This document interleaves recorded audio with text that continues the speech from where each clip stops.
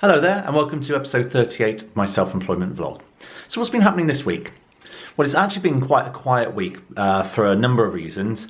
The biggest reason being that unfortunately nearby to where I live there's been some spikes in COVID cases, and that's affected the primary school that I normally go and teach in, and I made the decision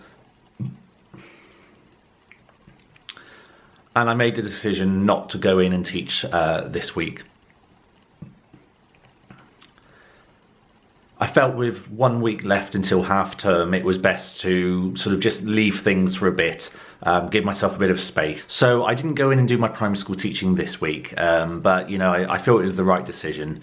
And so I sort of stuck to working in the house and just kind of doing a few things, bit of prep work for some of the work that I've got planned for the coming months. So if you've been keeping up to date with my channel, you'll have seen that I'm planning to write a Mike Oldfield book on his Amarok album. Now that album has you know, a very special place in my heart because I transcribed it 9 years ago now, and I found the old video diaries that I'd made at the time, and it's inspired me to sort of write a retrospective critique, I guess, of the album, but coming from the standpoint of you know, the process that I went through, you know, why I transcribed it, how I did it, the impact that it had on me, and what happened afterwards.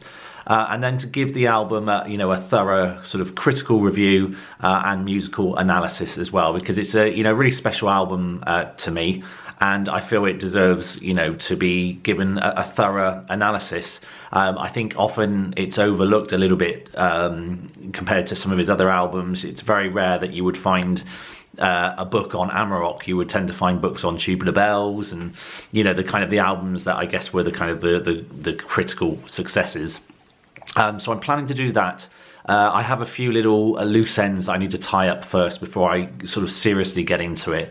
But I'm hoping that'll be quite an exciting book to release sometime next year. I'm aiming for the sort of the first quarter, I think, of the year. So fingers crossed for that. I'm still working on my piano pieces for Alexa Madison to host on her website, pianolanguage.com. It's a collection of animal pieces for quite sort of simple, you know, early intermediate level pianists.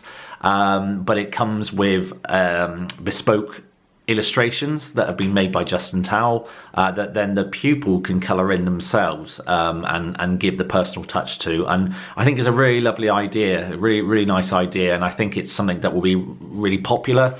You know, I think children or younger ages will absolutely love the illustrations, because Justin's done an amazing job, and he's made all the characters, you know, I gave him a little brief as to how I wanted the characters to look, you know, what their kind of personality was, and he's really captured it. And I think it's so much nicer than just, you know, going on and getting sort of clip art or, you know, just off the rail kind of pictures that you can get on the internet. Having this kind of bespoke custom illustration, I think, is really important, and it also helps, you know, obviously Justin, because it's, you know, a bit of freelance work for him, and so I think the actual end result will be really nice and quite popular. Now, my piano book Daydreams has now gone into hard copy.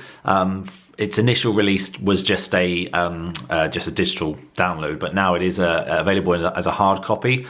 I'll put all the links in the description, because it's great for those who either are just beginner levels. Well, I say beginner level, it's sort of like grades 1 to 3 standard, I suppose. But if you're a teacher, piano teacher, and you're looking for new material for your pupils, then I think, you know, give it a go. I think there's some, you know, some lovely pieces in there to give your pupils. And I think what was really heartening as well is on Alexa's website, customers can upload videos of their pupils performing and playing, and there is actually a couple of videos of a girl who's having lessons with a piano teacher, and she's recorded, you know, herself playing one of my pieces. So it's really nice. It's nice to see, you know, the music that I've written here, you know, obviously in the UK and in my own little bubble, you know, traveling all the way over I'm not quite sure where they're based, but obviously the other side of the world kind of thing, and to see it being performed and played, by an actual pupil is really nice. It's a really nice feeling to see that. So so those are the two book-related projects that I'm working on. The Nature of Solitude 2 is going reasonably well. Things have gone a bit quiet in terms of sales. I've had maybe. I had a little peak of interest, and it's absolutely fine. I mean, the people that have bought it and listened to it, are really enjoying it. And I was thinking the other day that success shouldn't be measured by how many albums you sell or how much money you make. It really should be made by does it touch people in a particular way? Does it inspire them? Does it bring a sense of joy and happiness to their life? And I think if the answer is yes, then it is a success. And I've had some lovely feedback from people saying how much they've enjoyed the album. And I think for me, money aside, I'd be writing music and albums regardless. Even if I didn't make a single penny, I would be writing music. So for me, knowing that people are enjoying it is really the most important thing for me.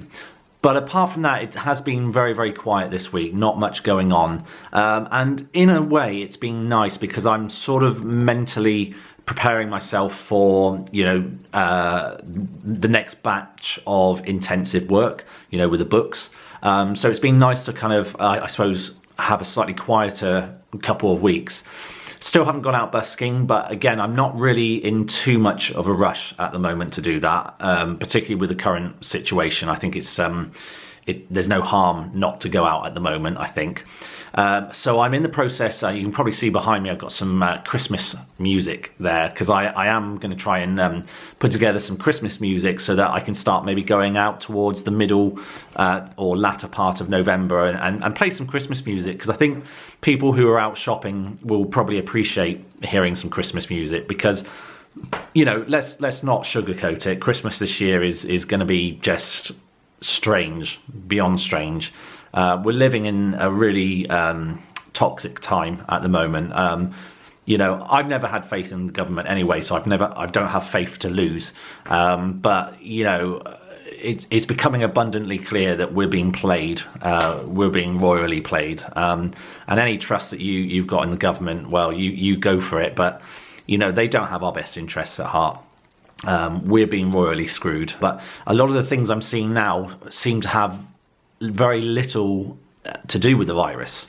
The essential shopping situation, supermarkets closing up and boarding up certain areas of the supermarkets that you can't buy, what they're classing as essential items, and then there's this stark picture which I posted on my Facebook, where you've got all of these babies and children's, toddlers' clothes all sealed up, cannot buy, and then next to it you've got crates of vodka freely available to buy. And that to me represents really where we're at.